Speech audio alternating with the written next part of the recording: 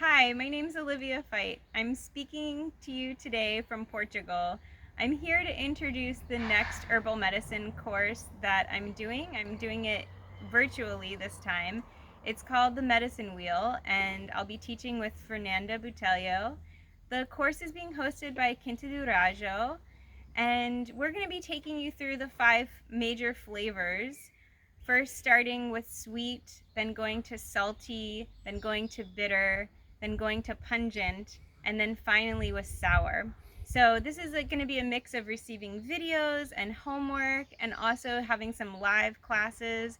It's a wonderful opportunity to connect with people who are all over the world interested in herbal medicine, becoming self-empowered through healing yourself with herbs, and also becoming more connected to your surroundings by learning how to identify what's around you and what's useful.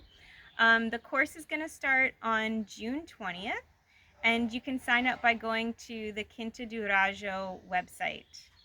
I hope you can join us.